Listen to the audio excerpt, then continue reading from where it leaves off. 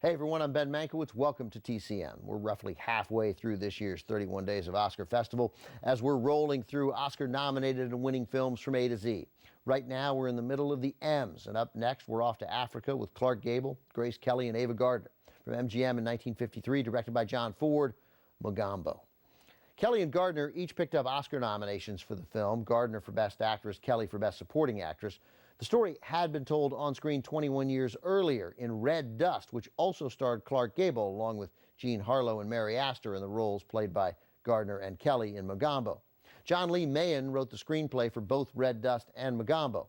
For the remake, the setting is moved from a rubber plantation in Southeast Asia to Africa, but the story is basically the same. It's based around a romantic triangle among a safari guide, that's Gable, a good time girl, Gardner, and a straight-laced on the outside, smoldering on the inside woman, that's Kelly. The film was shot on location in Africa, including Kenya, Uganda, and Tanganyika, with bold camera work by Robert Surtees and Freddie Young. At this point in his career, Clark Gable's status as the king of MGM had certainly been weakened. He was in his early 50s and looking over his shoulder at younger leading men coming up behind him. But the success of Mogambo demonstrated that audiences still responded to Gable as a sex symbol. Certainly the presence of Ava Gardner and Grace Kelly didn't hurt. It never did. From 1953, the movie that earned Ava Gardner the only Academy Award nomination of her career. Here's Mogambo.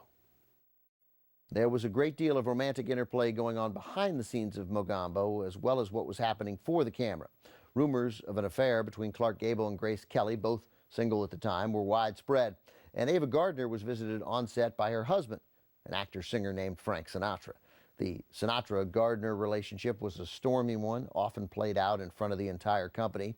The rest of the crew reported hearing Sinatra and Gardner argue from inside Gardner's tent, and then they would hear them making up. Sinatra left at one point to audition in Hollywood for From Here to Eternity, and after getting the role of Maggio, which won him an Oscar, he reportedly returned in a much better mood.